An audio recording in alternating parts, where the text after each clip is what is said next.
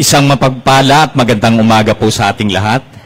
Ang tanggapan ng Taga-Usig ng Maynila o ang Office of the City Prosecutor of Manila ang siyang naatasang manguna sa pagtataas at pagbibigay pugay sa ating bandila ngayong umaga. Ang ating programa ngayong umagang ito ay uumpisahan sa panalangin sa pangunguna ni Attorney Angel O. Angtong, nasusundan ng awit ng lupang hinirang pangungunahan ng banda ng Maynila. Nasusundan naman ang panunumpa sa watawat ng Pilipinas sa pangunguna ni Mr. John Patrick Ampoon. Nasusundan din ng awit ng Maynila muli sa pangunguna ng banda ng Maynila. At susundan ito ng maikling mensahe ni Deputy City Prosecutor Venus V. Marsan.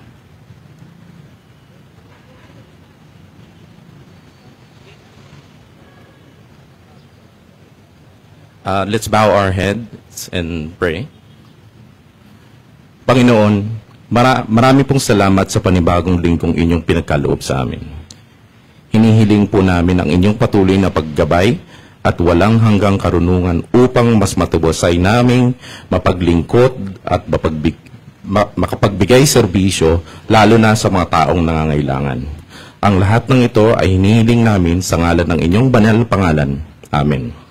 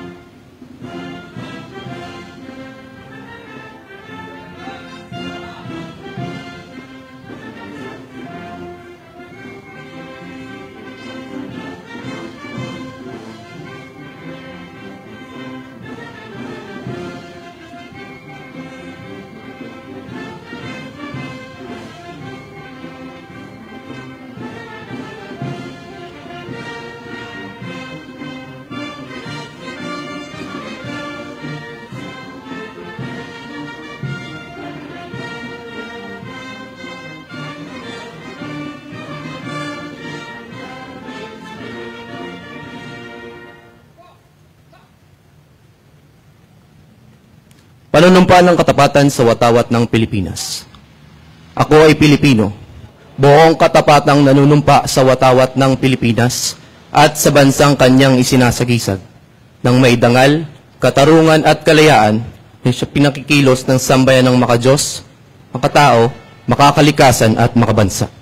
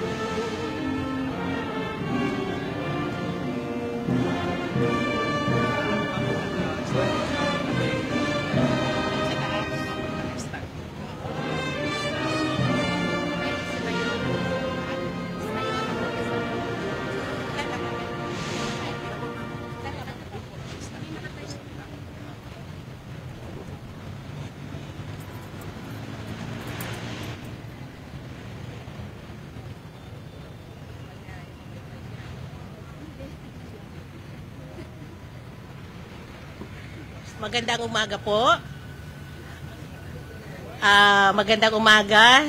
Kagalang-galang na Mayora, Hani Lacuna Pangan. Kagalang-galang na Vice Mayor, Yul Servo Nieto. Secretary to the Mayor, Attorney Marlon Lacson. At sa mga department heads ng City Hall ng Maynila. Ako po ay naatasan ng aming City Prosecutor na ngayon ay nasa mahalagang pagtitipon at ako'y naatasan ding mag-ulat sa inyo kung ano na ang pangyayari sa aming tanggapan. Ipinagmamalaki ko pong ipamalita sa inyo na kami po ay nagawaran ng isa sa mga outstanding City Prosecutor's Office ng Kalakhang, Maynila. Ito po ay napatupad namin dahil po rin sa tulong ng mga opisyalis ng ating Maynila sa pangunguna ni Mayora, Vice Mayor, ng Secretary to the Mayor at ang ating City Administrator na si Bernard Ang. Nais ko rin pong sabihin sa inyo na ngayon po ay mahigpit ang monitoring ng aming mga kaso na nakalatag sa aming mga prosecutors at hindi na po tumatagal ang kaso namin. Sa inquest naman po, within the day or the following day, natatapos na po namin ang information at pwede na magpiyansa ang mga nasasakdal. Nais ko po rin sabihin na pinapatupad namin ng survey para malaman namin ang mga hinaing ng mga Manileño kung ano pa ang kakulangan sa aming serbisyo na ibinibigay sa kanila. Huling-huli po, nais kong pasalamatan ang mga pangunahing opisyalis ng Manila sa pagbibigay nila ng suporta sa amin, katulad ng computer, pag-approve ng promotion ng aming mga kawani, at ang pagtalaga ng mga bagong kawani sa aming opisina. Malaking bagay po ito at sana po lagi niyo po kaming pagbigyan sa aming kahilingan. Asahan po ninyo ang magandang serbisyo mula sa aming tanggapan. Maraming salamat po.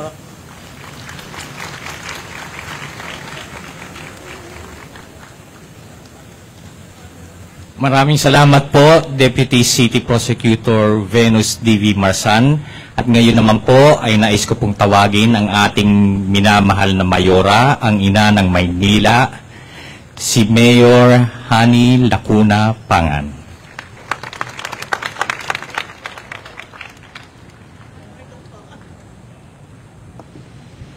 Maraming salamat po, Ma'am Venus Marsan, ang ating pong Deputy City Prosecutor. Good morning! Una-una, gusto ko pong i-congratulate ang City Prosecutor's Office sa pagkilala sa kanila bilang isa sa magagaling na City Prosecutor's Office sa buong Metro Manila. Congratulations po sa inyo.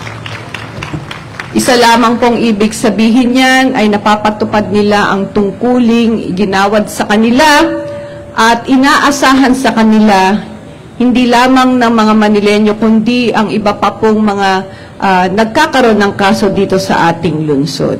Nabanggit po kanina ni Ma'am Venus na isa po sa mga batayan kung bakit po sila nabigyan ng pagkilala ay dahil sa agarang pagresolba nila ng mga kasong naiaatas sa kanilang mga tanggapan. Ako po ay saksi dyan. Marami na po sa ating mga kawani at mga namumuno sa City Prosecutor's Office ang nabigyan din ng pagpaparangal sa agaran nilang pagpapatupad o pagbibigay aksyon sa mga kasong na bumabagsak sa kanilang mga tanggapan. So maraming salamat po sa inyo. Sabi nga nila, kapag nabigyan agad ng aksyon ay nabigyan na natin ng hustisya ang mga nasasakdal. So maraming salamat po muli sa inyo. Panibagong linggo, malapit na po ang Semana Santa. Mabibigyan naman po tayo muli ng pagkakataon makapagnilay-nilay at pagkakataon din pa po para medyo makapagpahinga sa ating mga araw-araw na tungkulin. Gamitin po natin ito upang makapag-reboot, makapagpahinga, makapagdasal, makapag-isip, nang sa gayon po, pagbalik naman po natin ay handang-handa na naman po tayo maglingkod sa ating mga kapwa Manilenyo. Muli po, tayo lang ang inaasahan ng ating mga kababayan. Sana po ay gampanan natin ang ating mga tungkulin ng wasto. Maraming salamat. Magandang umaga po sa inyong lahat.